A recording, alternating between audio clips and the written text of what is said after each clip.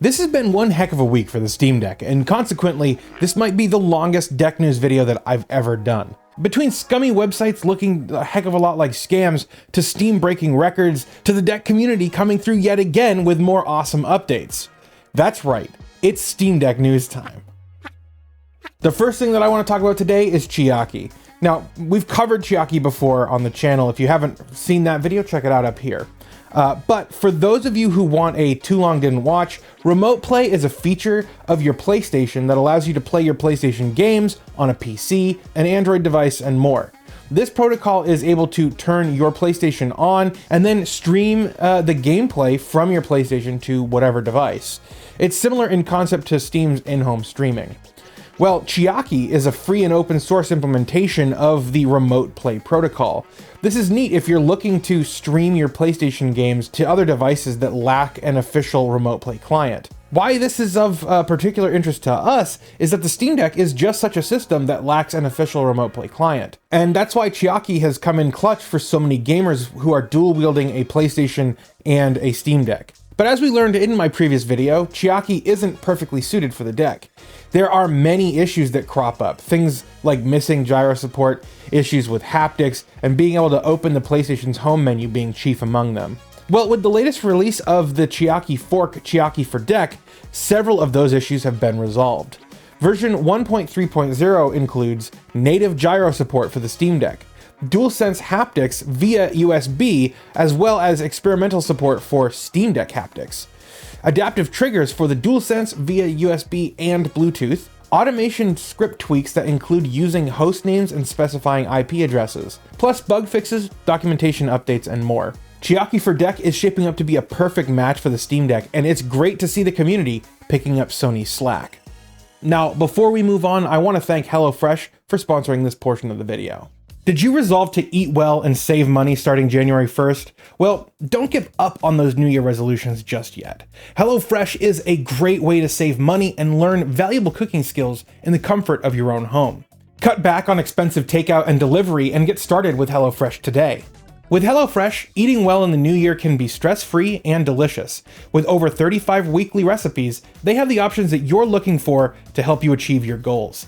You can choose calorie smart and carb smart recipes, or even customize select meals by swapping proteins or sides, making upgrades to your proteins, or add protein to a veggie dish. And with the HelloFresh Market, you can skip the snowy trek to the grocery store and stock up on snacks, sides, desserts, and more.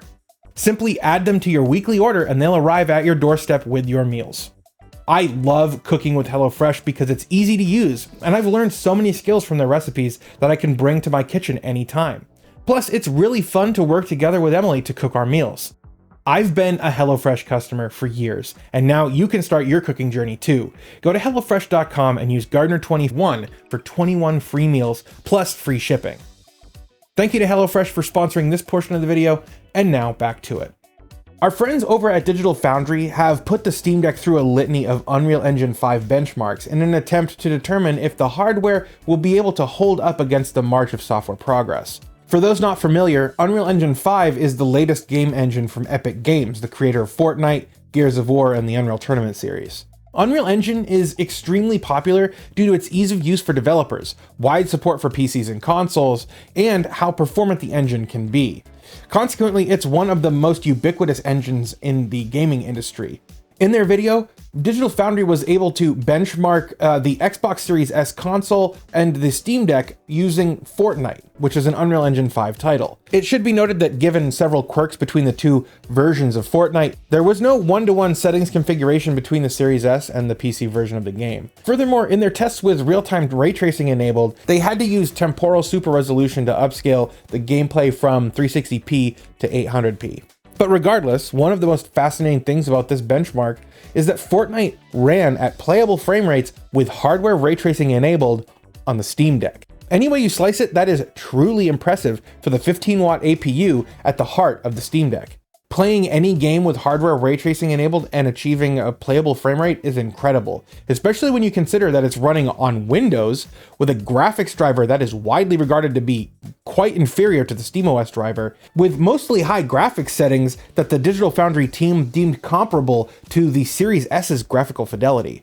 When the dev team went on to investigate how to get better performance from the Steam Deck, they turned off ray tracing and they were able to hit 50 plus frames per second. And this is even with UE5's more impressive and taxing features like nanite geometry enabled. And my conclusion is that all of this goes to show that the small but loud chorus of folks decrying the Steam Deck as obsolete are just wrong. With further software optimization from Valve and broader game developer support for SteamOS, we will see unprecedented longevity for the Steam Deck's hardware. Now wait a minute, you haven't liked that smash button yet. You know that when you do smash that button, it puts you well on your way to seeing more content just like this, right? And if that's something you want, you can also subscribe to the channel. We just hit 100,000 subscribers and we're not stopping there. In honor of 100K, I'm giving away a Steam Deck. Hit the link on screen to sign up for that. All right, next up, Valve is no stranger to breaking records. If it's the number of total concurrent online users at 30,032,005 back in October of 2022, or Team Fortress 2 having a record-breaking number of concurrent players back in June of 2021, to many, many others. Well, this weekend, Valve broke two different records. The first was the number of total concurrent online users. They easily broached the 33 million mark. And simultaneously, they broke the number of online users in-game at over 10 million players.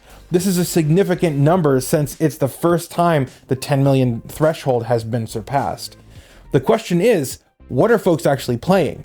Now, if you're familiar at all with the most played games on Steam, then you won't be surprised by this list. I mean, Counter-Strike Global Offensive, Dota 2, PUBG Battlegrounds, which is a ridiculously stupid name, Apex Legends, Grand Theft Auto 5, Call of Duty Modern Warfare 2, and many, many more.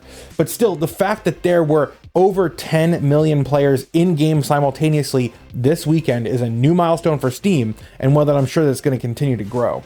Next up, if you bought a Killswitch from Dbrand and you received yours, and you've moved since your case was delivered, check your email. The folks at Dbrand have sent out emails to everyone who received their cases, and they're asking for you to update your shipping information if needed. Quote, remember how we promised to replace your Project Killswitch case with a non-magnetic version? Good news, it's almost ready to ship. We're planning to have your free replacement sent out before the end of January. If your delivery address has changed since you originally ordered your Killswitch, we need to know. You can update your delivery address by clicking the button below. You have until January 15th to fill out this form. Now, this is good news, as it appears that they're gearing up to ship the new Killswitch case, and you have until January 15th to update your shipping information. Hopefully, retail units will go on sale on the 15th, because the Killswitch case is my favorite Steam Deck accessory that I have tried to date, and I highly recommend it. Prompted by the rise in sites that purport to offer Steam Decks for a discount, Valve has cautioned against the use of unofficial retailers. Hello and Happy New Year! A quick note that the only official ways to purchase Steam Deck are directly from Steam in the US, Canada, EU, and UK, or from Komodo for Japan, South Korea, Taiwan, and Hong Kong. Steam Decks sold via any other websites or retailers are unofficial. Please be careful. Seeing as Valve quite frequently lurk in forums, news sites, and YouTube, I would say that it's pretty much impossible that Valve missed Gaming on Linux's coverage of this topic. The site in question, which I'm not going to mention directly here, encourages some shady and outright dangerous behaviors. Activities like selling Steam accounts and selling Steam gifts that require you to add their account as a friend on Steam. These two activities are expressly forbidden in Steam's subscriber agreement and will result in your account getting permanently banned. But this site, which, mind you, Valve also did not mention by name, is also selling Steam Decks at a discount. At first blush, this site is obviously unofficial, and it's a really good thing that Valve is coming out against them. As they mentioned, there are only two official authorized Steam Deck retailers: Steam for the US, Canada, UK, and EU, and Komodo for Japan, South Korea, Taiwan, and Hong Kong. No matter what though, these unofficial retailers, if they even actually deliver on the purchases that you make through their website, do not provide warranties or additional services and can be quite risky. If you're gonna buy a deck, play it safe and do so through official channels only. Now, I would suggest that Valve rolls out the deck in as many regions as possible, as quickly as possible, to prevent this kind of gray market from cropping up, to protect their potential customers. But seeing as this site in particular only ships to the US and UK, kind of makes that point moot. Finally, this week, Valve released a piping hot Steam Deck beta client. This update includes several fixes for the client, the desktop Steam experience, Steam input, and more. So let's talk about some of the important changes. First, one of the most interesting updates here is that when a game in your library is focused or hovered, it will now show an icon for if the game has partial or full controller support. This is really handy as it has been pretty tedious trying to figure out which games are an ideal match to play for the Steam Deck. And speaking of controllers, Steam Input was given a few upgrades as well. My favorite change here is that the controller configuration browsing screen can now also preview configurations, and the selection process now previews and then applies the new configuration instead of directly selecting the configuration. This should save you from accidentally clobbering your custom setup when browsing community configurations.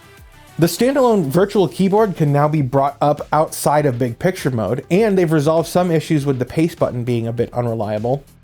And finally, to round out this beta client update, there were several issues with the desktop Steam client that were fixed. Well, near as I can tell, that's all the Steam Deck news for this week. What did you think about any of the stories we covered? Did I miss one? Sound off in the comments and let me know. I would love to hear from you. I want to take a moment and thank my patrons and my YouTube members. It's because of these generous folks that I've been able to grow this show into what it's become today. If you believe in the work that I'm doing and you want to help directly contribute to the work that I'm doing here, use the links below to become a Steam Deck warrior. And thanks. That's going to do it for this video though. Thank you so much for watching and spending your time with me here today, and I'll see you next time.